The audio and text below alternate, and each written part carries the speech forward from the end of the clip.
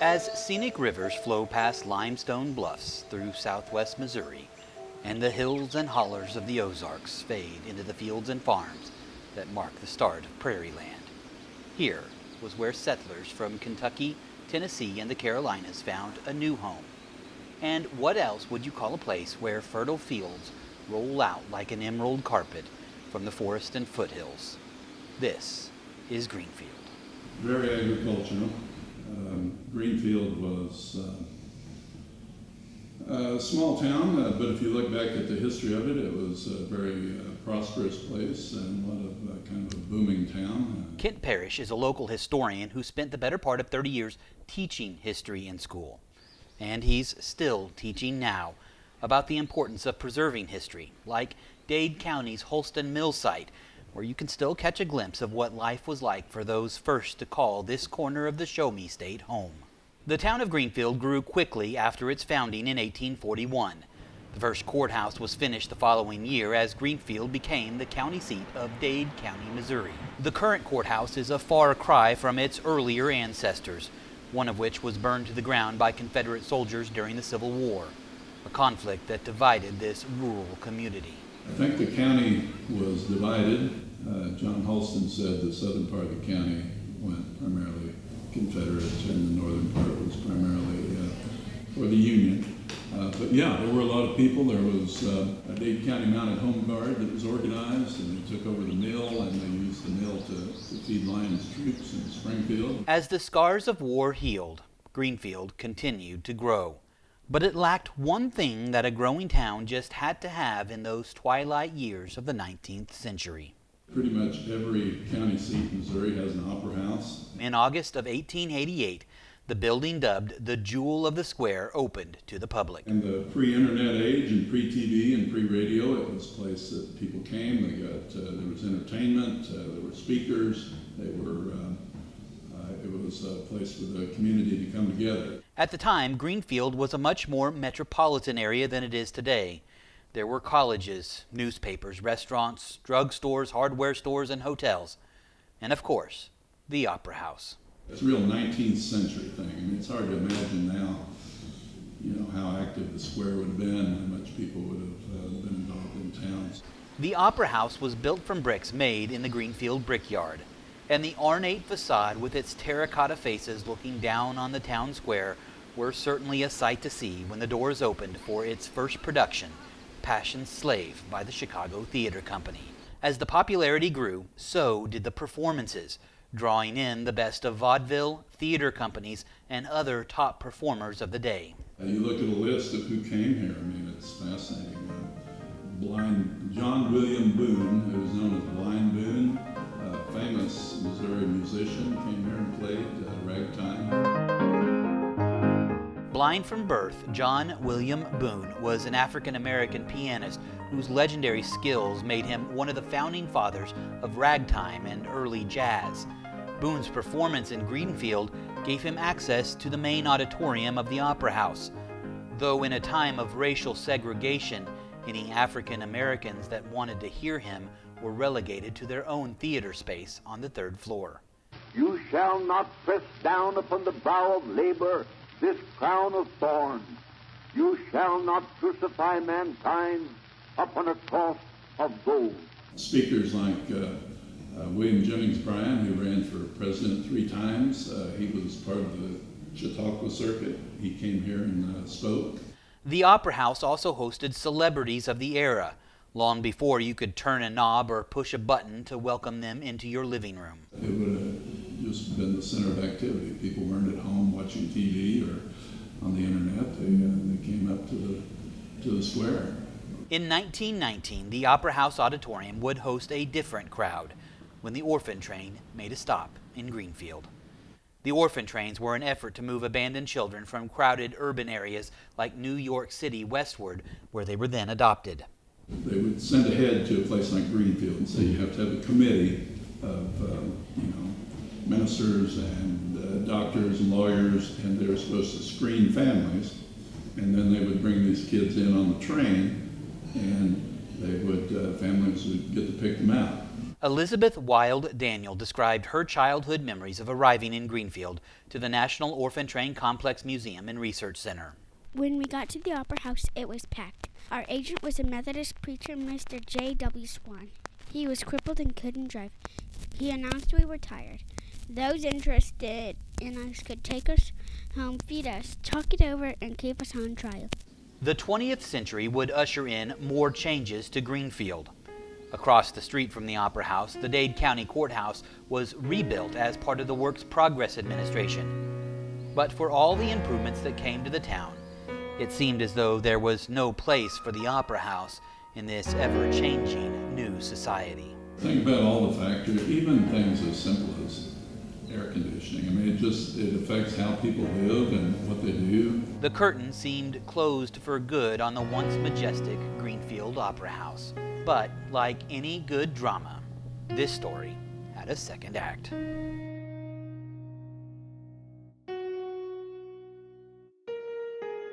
The building was really in bad condition, and we would come up and work through the week after I got off work, and sometimes we'd sweep, sometimes I've scrubbed floors, even in this room, to try to get the dust down, because it had been years and years since the upstairs of this building was used. Pat McKinley was one of a small group of community members who joined together in the late 1980s to see if they could resurrect the old Opera House. Shares were sold to invest in the restoration, just like shares were sold in the 1880s to fund its initial construction.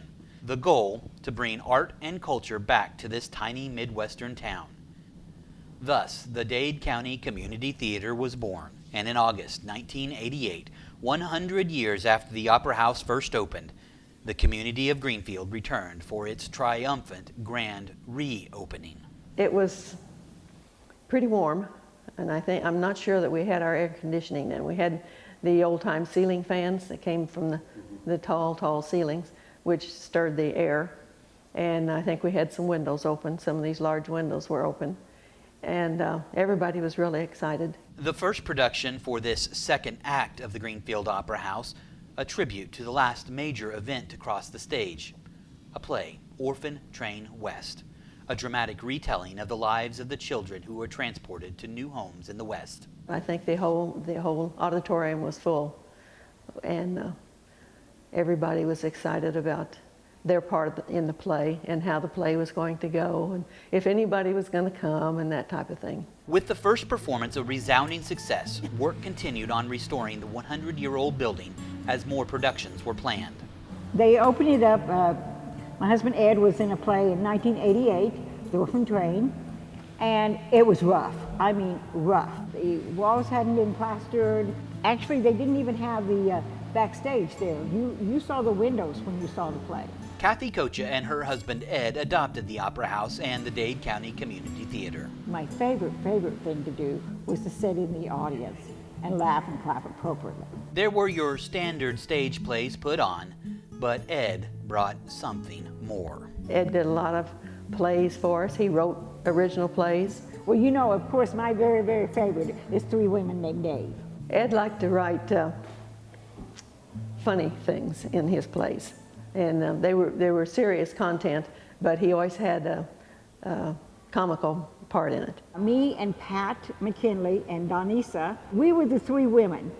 And it was about Ed wrote the play, and it was about they had found this fountain of youth, and when I drank it, then my character turned to a young person, and that was my daughter, who was 8 years old at the time. Ed had a knack for making an audience laugh, and on a shoestring budget provided Southwest Missouri with a chance to go to the theater and see live performances. He did a lot of the props for us.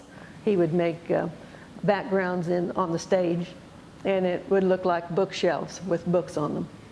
You almost had to touch it to realize that it was just a painting or a prop. Local actors, writers, and directors performing on a stage that once hosted the stars of a bygone era brought a little life back to the half-abandoned town square. He kept the Opera House going. He and Kathy both. Yeah. It was more than just entertainment. Ed Kocha had a gift, a gift for finding the best in others and giving them the opportunity to shine. I remember there was a couple ladies, a regular theater person wouldn't have chosen them. And they would say to me, I've always dreamed of being on stage. And Ed would take them and give them the right parts, and they would be stars. And they would go, that would touch them for the rest of their life, you know? For 20 years, the Dade County Community Theater brought comedy and drama to this tiny Ozarks community. But the Opera House's resurrection was to be short-lived. Mother Nature dealt the first blow. A spring storm wiped the ornately crafted letters spelling out the word tragedy from the building's facade, seemingly foreshadowing its future. Time would move in for the kill. After 2 decades, children who grew up on stage moved away, interest in performing faded, and a slowing economy would hit all of Dade County hard. By the early 2000s, it was the final curtain call for the Dade County Community Theater, and it seemed quite likely for the Opera House as well.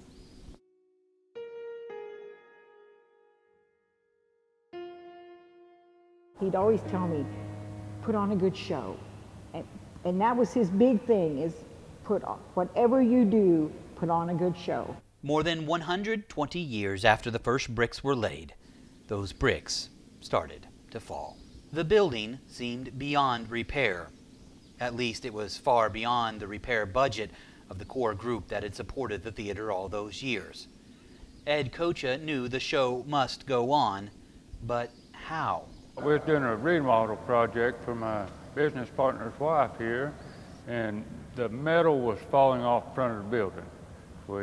I volunteered 3 weeks to go up, repair the metal, get it reattached, get it cleaned out. Ed and Kathy appealed to David Rhodes's passion for historical restorations, but with the back wall already visibly swaying, it was a tall order. And at the time, I had no desire. I felt like it was too far gone, the town was too far gone. What David Rhodes didn't know, you don't tell Ed and Kathy Kocha something is impossible. They would convince him and his building partner to buy the Opera House with a promise to restore it. No, the whole building, other than the theater group, that, you know, without them, the building would have already failed. But yeah, it's been almost a vacant building for years and years and years. The transformation, nothing short of miraculous. This is the only area that's been changed in the entire building. Used to be a doorway going out that way, a hall, and 3 big dressing rooms that were just interconnected all the way through this room, which we got approval for everything we've done through the National Historical Society, the state, and the local historical society. Keeping the history alive. This building had no electricity when it was open, no gas. It had kerosene lighting all the way through, and that's the original kerosene lights. Original chairs made for the Greenfield Opera House are now back to welcoming patrons of live performances. And while it may not be unused, the cast iron stove made in 1876 and hoisted to the Opera House's auditorium in 1888 is literally one of a kind, as are the marks made by more than 100 years worth of performers. Here's a lot of the signatures, and they date back to 1890 is one of the oldest ones we've found so far. It wasn't just about saving an old theater. Downstairs, the Intermission Cafe brought commerce back to the first floor of the Opera House, and a touch of elegance with a grand staircase leading up to the remodeled auditorium. You look around this building, it's got tall windows, tall ceilings. You know, nobody would, unless you're extremely wealthy, would have a home like that. But it was very practical. You know, it's better in the summertime that way. And what a better time for a grand reopening than when there's already a party in town.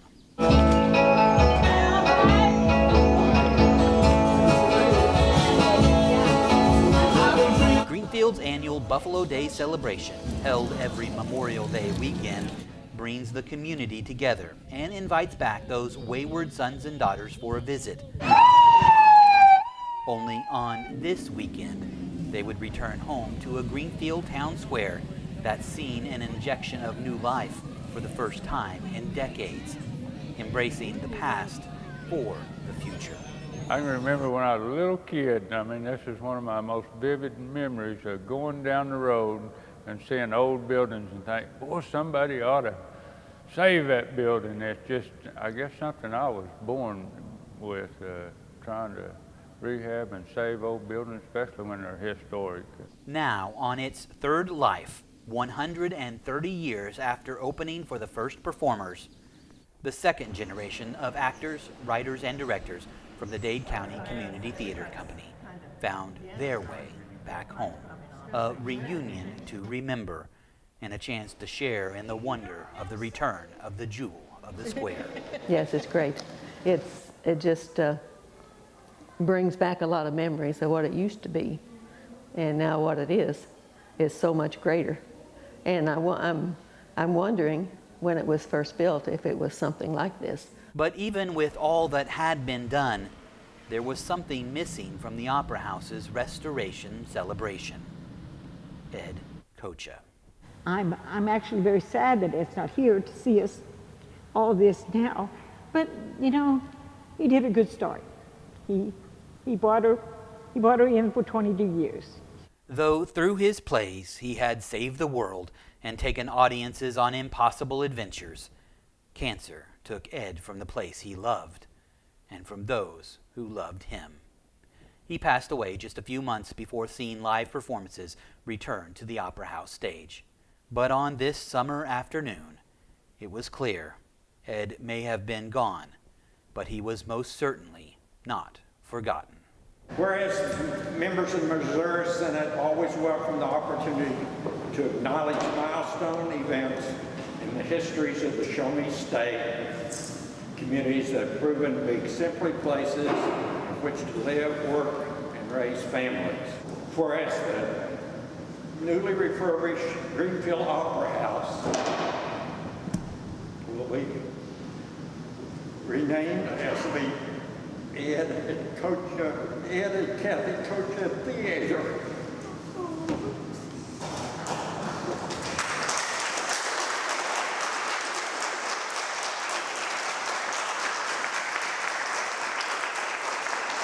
It's been said, all the world's a stage, and the men and women merely players upon it. But for Ed Kocha, this stage was his world. Whether it be with three women named Dave finding the fountain of youth, or a group of children heading off to a magical underwater ranch of wet cows, Ed's legacy lives on. And not just in the new name of this stage he set and saved for future shows, but in the lives of all those performers he invested in and believed in. We're making a difference. It's making a difference, that's what it's all about, and I think we did. Yes, it's true. All the world's a stage, and all the men and women merely players. They have their exits and their entrances, and one man, in his time, plays many parts. As for the future of the Opera House, David Rhodes isn't finished with his restoration. There's much more of the Opera House left to open, and the building has more stories to tell and more history to reveal. It's real important to me. I mean, I feel like it's almost destiny, and my goal is to have a trust fund for this building that will do the maintenance on it from now on. The Opera House now stands as a monument for a new generation to remember how their community came together to build something grand, and how their community came together again to save what was nearly lost.